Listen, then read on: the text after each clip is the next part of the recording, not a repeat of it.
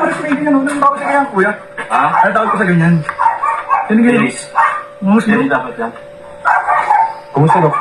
Ay, kamus. Kumusta na si Bianci at si Edu? Ay, super ganda na. Ang ano? Super close. Naging close pa sila, So, no?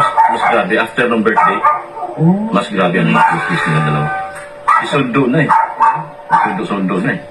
Kahit nag-away yung mga nakaraan. Oo, yung mga nakaraan talaga. Ano Kasama magsabi mo dun sa mga naging dahilan ng kanilang... Nagkaroon kasi ng ano eh, ng... party. Oo, yung party saka nagkaroon ng pagkalabuan doon sa dalawa, gawa ng may mga pumapasok. Anong gusto mong sabihin sa kanila? Kasi alam ko, ikaw talaga, bantay sarado mo yung LC, pinapatahan mo eh, di ba? Bakit ginagawa mo para yung dalawa ay hindi maghiwalay? Hindi sila nagtagpay. Yun ang sabi ko. Talagang nanalo na nanay ka sabi. Yung sabi yung process na dalawa ngayon. Talagang nagbalik. Nagbalik ka lang? Kasi Nagbalik. yung nakaraan talaga. Yung mga pananabik nila sa isa't isa, bumabalik talaga. Kaya, malaking bagay yung ano natin.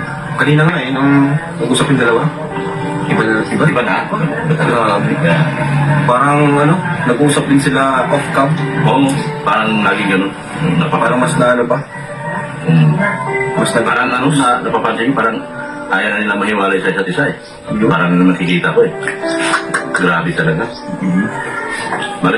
Yun talaga ang naging dahilan yung birthday talaga na parang naging sabik sila after nung birthday.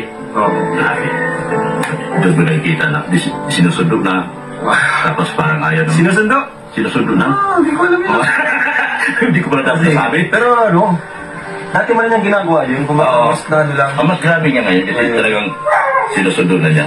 Parang nagbalik niya dati. Iba ang nagagawa ng pag-ibig.